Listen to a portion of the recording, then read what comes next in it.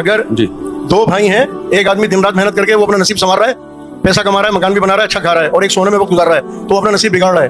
تو اس کے متعلق بتائیں کہ یہ مقصد یہ ہے کہ جو اپنے نصیب کو خود بگاڑ رہے ہیں, تو پھر مقصد یہ ہے کہ وہ کیسے, پھر آدمی یہ کہتے جو میرے نصیب میں مجھے مل گیا, ایسے کیسے؟ دیکھو, نصیب میں جو ہوگا مل کے رہے گا, یہ تو ایک حقیقت ہے. باقی یہ کہ کیا محنت سے نصیب بدلا جا سکتا ہے, یہ ایسا ہی سوال ہے کہ دعاؤں سے تقدیر بدلی جا سکتی ہے کہ نہیں بدلی جا سکتی. تقدیر کسی چیز سے نہیں بدلتی, دعا بھی تقدیر کا حصہ ہی ہوتی ہے. اللہ نے تقدیر میں لکھا ہوتا ہے کہ اسے ایک پریشانی آئے گی, یہ دعا مانگے گا اور وہ پریشانی دور ہو جائے گی, کیونکہ اللہ کے علم میں ہوتا ہے کہ یہ دعا مانگے گا کہ نہیں مانگے گا. اور کسی کی تقدیر میں لکھا ہوتا ہے کہ اسے پریشانی آئے گی, دعا نہیں مانگے گا اور پریشانی دور نہیں ہوگی.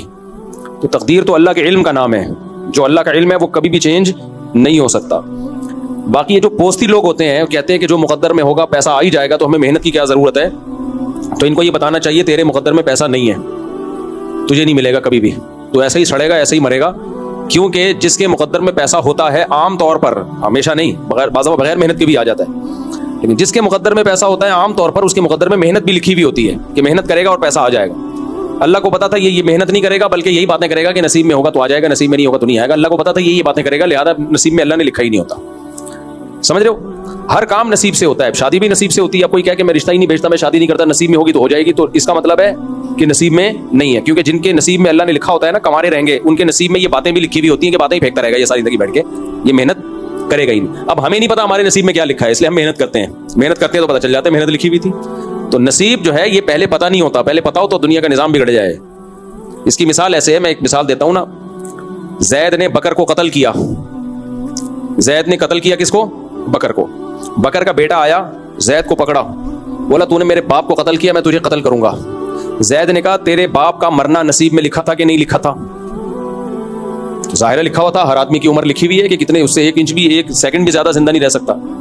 تو بھائی تیرے باپ کے مقدر میں جب اس ٹائم پہ موت لکھی ہوئی تھی تو مجھے کیوں مجرم ٹھہرا رہا ہے؟ تو اس کے ہم 2 جواب دیں گے, ایک الزامی اور ایک تحقیقی. تحقیقی جواب تو یہ ہے کہ یہ تو لکھا ہوا تھا کہ اس نے اس وقت مرنا ہے, لیکن یہ لکھا ہوا تجھے کس نے بتا دیا تھا؟ تجھے تھوڑی پتا تھا کہ یہ اس وقت اس نے مرنا ہے, تو نے تو اپنے ارادے سے مارا ہے نا. وہ تو اللہ کا علم تھا, جو تجھے معلوم تھوڑی تھا. تجھے اگر پہلے پتا ہوتا کہ لکھا ہوا ہے پھر تو معذور تھا, تو کہہ دیتا بھائی مجھے پتا تھا اس نے اتنے بج کے اتنے منٹ پہ بکر نے مرنا ہے, تو جو کام ہونا ہی ہے میں نے کر دیا. کیا خیال ہے بھائی, تجھے تھوڑی پتا تھا. اگر اس کو یہ دلیل سمجھ میں نہ آئے تو جس دلیل سے زید نے بکر کو قتل کیا, بکر کا بیٹا اسی دلیل سے زید کو قتل کر دے. بولے ٹھیک ہے ٹھا, تیرے مقدر میں بھی کیا تھا؟ لکھا ہوا تھا نا, تو میں نے کون سا غلط کیا؟ تو بھی وہی. تو لکھا ہوا تو ایک حقیقت ہے جو ٹل نہیں سکتی, لیکن اس علم اللہ نے کسی مقرب فرشتے کو بھی یہ علم نہیں دیا, تقدیر کا علم. یہ علم اللہ کے پاس ہے, اور اسی بیس پہ انسان کی آزمائش ہے. اسے پتہ نہیں ہوتا کہ کیا ہے, لہذا وہ اپنے ارادے سے کر رہا ہوتا ہے. وہ تو اللہ کے علم ہے کہ یہ اپنے ارادے سے یہ کام کرے گا, لیکن ہمیں نہیں پتا ہوتا. سمجھتے ہو کہ نہیں سمجھتے؟ اور یہ جو حدیثوں میں آتا ہے کہ جو رشتہ داری جوڑتا ہے اس کی عمر لمبی ہوتی ہے, یہ صحیح حدیث ہے.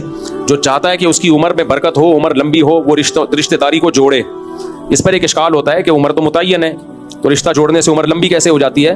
اس کا وہی جواب ہے کہ اللہ نے لکھا ہوا ہوتا ہے پہلے سے کہ اس کی عمر اتنی تھی, لیکن چونکہ رشتے جوڑے گا لہذا یہ عمر بڑھا دوں گا میں اس کی. تو جو اصل تقدیر ہے نا اس میں یہ پہلے سے لکھا ہوتا ہے کہ عمر کم لے کر آیا, لیکن 50 سال میں مرنا تھا, لیکن چونکہ رشتے جوڑتا تھا لہذا 80 میں مرے گا جا کے. یہ سمجھتے ہو؟ تو وہ جو اصل تقدیر ہے نا, جس کو تقدیر مبرم کہا جاتا ہے, وہ کبھی چینج نہیں ہوتی, بلکہ رشتہ جوڑنے کا عمل یہ بھی اسی تقدیر کا حصہ ہے کہ یہ رشتہ داری جوڑے گا. اللہ کے علم میں ہوتا ہے پہلے سے, تو اب ہمیں نہیں پتا ہوتا, لہذا عام طور پہ جو رشتہ داری جوڑتے ہیں ان کی عمریں لمبی ہوتی ہیں.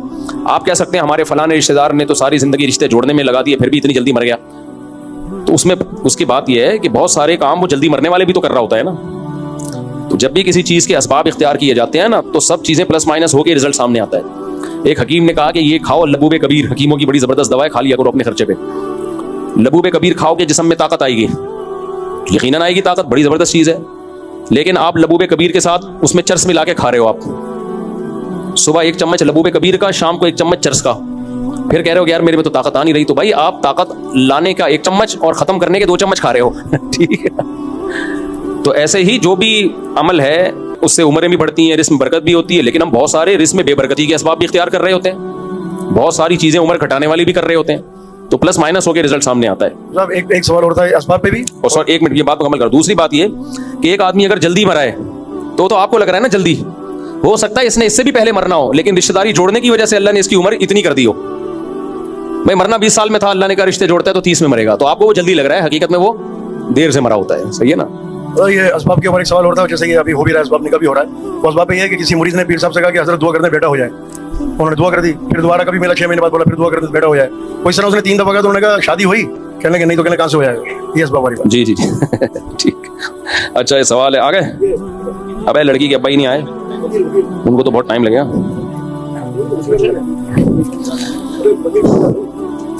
ہاں وکیل بن جاؤ. تو دلہن کے ابا نہیں آئے, ابا غائب ہیں, تو ابا کی غیر موجودگی میں تو نامناسب ہے نا. ہم شادی اتنی جلدی کے بھی قائل نہیں ہے کہ ابا ہی نہ ہو اور شادی کرا دیں. آنے تو جہاں اتنے, کتنی عمر ہو گئی, 25 سال صبر کیا, 2 گھنٹے اور صبر کر لے, کیا جا رہا ہے. اچھا بھائی, جو لوگ بھی مجھ سے ملاقات کے لیے آئے ہیں, میں اس وقت تھکا ہوا نہیں, بہت زیادہ تھکا ہوا ہوں, بالکل دماغ. اور جب آدمی بہت تھکا ہوا ہوتا ہے نا, پھر ملاقات کرتا ہے تو اس میں چڑچڑاپن پیدا ہوتا ہے, وہ بد اخلاقی پہ بھی ابھرتا ہے. میرے ساتھ ایسا ہوا ہے, بعض دفعہ بہت تھکا ہوا تھا, کوئی بندہ آ کے چپک گیا تو میرے تھوڑا سا بد اخلاقی ہوئی, پھر مجھے بعد میں ندامت ہوئی. تو جب بھی کسی سے ملیں یا تو ٹائم لے کے آئیں یا موڈ دے کے آئیں, ٹھیک ہے نا.